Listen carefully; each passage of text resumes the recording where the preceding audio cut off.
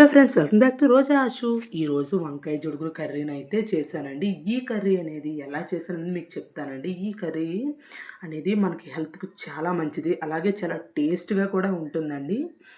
వీటి కోసం ముందుగా నేనైతే ఒక తప్పెని తీసుకొని వాటర్ని అయితే వేసుకున్నానండి. ఈ వాటర్లో మనం తీసుకునే జొడుగుల్ని కొంచెం కొంచెంగా వేసుకున్నాను. బట్ ఇలా వేసుకున్నాక ఇప్పుడైతే ముందుగా స్టవ్ని అయితే వెలిగించుకున్నానండి. ఇలా వెలిగించుకున్నాక ఇప్పుడైతే జుడుగుల్ని అయితే ఈ స్టవ్ పైన పెట్టేశాను. సుమారు ఇది అరగంట సేపు ఉడకాలండి. ఇలా పెట్టాక మనకి కొంచెం ఉడికింది కదా, అంటే మొత్తం ఉడకలేదు, కొంచెం ఉడికింది, 20% మాత్రమే ఉడికింది. ఇలా ఈ టైం అప్పుడు మనం మూతనైతే పెట్టేయాలండి.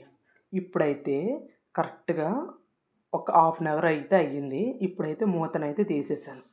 ఇలా తీసాక నేను ఒకసారి గరిటె పట్టుకొని ఈ జుడుగులను అయితే చూశానండి, ఉడికిందా లేదనేది. ఇదైతే ఉడికింది. ఇప్పుడైతే నేను వడజాల్లో వడకట్టేశానండి. ఎందుకు వడకట్టానంటే వాటర్ పూర్తిగా లేకుండా ఉండాలి. కొంచెం వాటర్గా ఉన్న కూర సరిగ్గా రాదు, అలాని వడకట్టేశానండి. ఇప్పుడైతే వీటి కోసం టమాటాలు, అలాగే ఉల్లిపాయలు, ఇంకా వంకాయలు కూడా తీసుకున్నాను. ఈ వంకాయలు అనేవి మనం ముక్కలుగా తరుముకోవాలి. ఇవి పెద్ద సైజు కాకుండా మరీ చిన్న సైజు కాకుండా మిడిల్గా కట్ చేసుకోవాలి. ఇలా కట్ చేసి పెట్టిన వంకాయల్ని ఇప్పుడైతే స్టవ్ అయితే వెలిగించుకొని కళాయిని అయితే పెట్టుకున్నానండి. ఇలా పెట్టుకున్నాక ఈ కళాయి కొంచెం వేడెక్కింది. ఇలా వేడెక్కాక దీంట్లో ఆయిల్ని అయితే వేసుకున్నాను. ఈ ఆయిల్ కొంచెం మరిగింది. ఇంకా మరిగాక ఇప్పుడైతే నేను కట్ చేసిన ఉల్లిపాయలు ఉన్నాయి కదండి, ఆ ఉల్లిపాయలను అయితే వేసేసాను. ఇలా వేసేసాక ఇవైతే మనకు కొంచెం వేగుతున్నాయండి. ఇలా వేగినప్పుడు నేనైతే వీటిలో కొంచెం ఆవాలని కూడా వేసుకున్నాను.